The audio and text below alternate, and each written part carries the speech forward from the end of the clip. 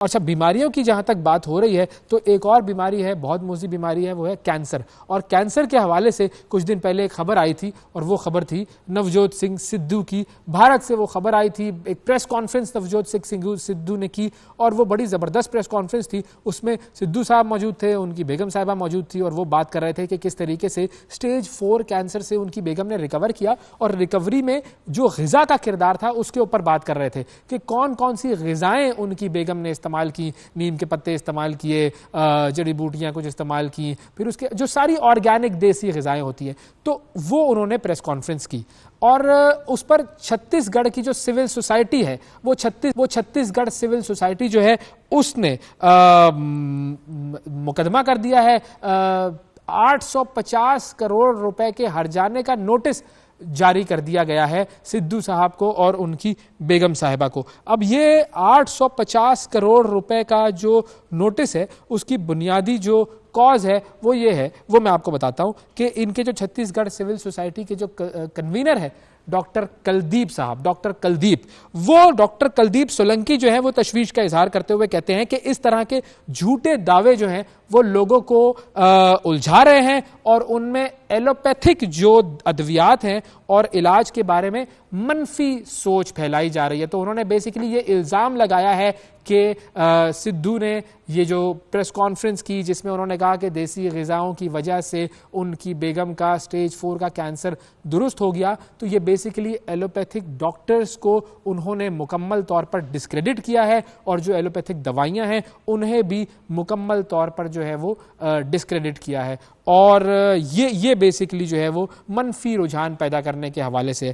تو نوجوت سنگھ سدھو نے اپنے گزشتہ بیان کی وضاحت بھی انہوں نے دے دی ہے. انہوں نے سوشل میڈیا پر ایک ویڈیو پیغام میں عوام کو یقین دلایا کہ ان کی اہلیہ نے اپنے ڈائٹ پلان کو طبی ماہرین کی مشاورت سے اپنایا تھا، اور انہوں نے زور دیا کہ خوراک جو ہے وہ طبی علاج کا متبادل نہیں ہے، لیکن اس میں معاون ضرور ہے. اور سدھو نے یہ وضاحت بھی کی کہ ان کی اہلیہ کے علاج میں سرجری، کیموتھراپی، ہارمونل تھراپی یہ سب شامل ہے، اور خوراک جو ہے وہ بیسیکلی اضافی علاج کے طور پر کام کرتی ہے. تو اب یہ ہرجانے کا نوٹس دیکھتے ہیں کہ کہاں تک جاتا ہے، کس طریقے سے جو ہے وہ اس کو جو ہے وہ یہ ڈیل کرتے ہیں. تو بنیادی طور پر یہ تو معاملہ ہو گیا بھارت کا. بڑھتے ہیں جی ہم امریکہ کی طرف، جہاں پر ڈونلڈ ٹرمپ نے دے دی ہے جی دھمکی برکس ممالک کو. وہ دھمکی کیا ہے کہ ڈالر راج کے اگر آپ آڑے آئے تو آپ کو نتائج بھگتنا پڑیں گے. امریکہ نے آستینیں چڑھا لی ہیں، اور ڈونلڈ ٹرمپ نے دنیا کی جو ابھرتی ہوئی معیشتوں کا جو گروپ ہے برکس، اس کو امریکی ڈالر کی متبادل کرنسی لانے پر خبردار کر دیا ہے. اور برکس ممالک بیسیکلی اپنی کرنسی میں تجارت کرنے کے لیے منصوبہ بندی کر رہے ہیں. اس میں برازیل، روس، بھارت، چین، جنوبی افریقہ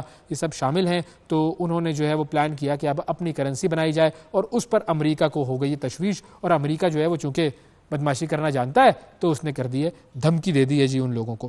اب جی آگے جو خبر ہے ہماری وہ ہے کون سی؟ جی وہ خبر ہے امریکہ کی ہی ایک اور بدماشی کی. اور امریکہ بیسیکلی آپ کو پتا ہے چائنا کے ساتھ تو اس کی رائیولری ہے. تو امریکہ کے اسٹیٹ ڈپارٹمنٹ نے تائیوان کو $385 ملین کے F-16 جنگی طیاروں کے پارٹس اور ریڈارز کی فروخت کی منظوری بھی دے دی ہے. اور تائیوان کو وہ جدید موبائل سبسکرائبر آلات کی فراہمی کی بھی اجازت دے دی ہے.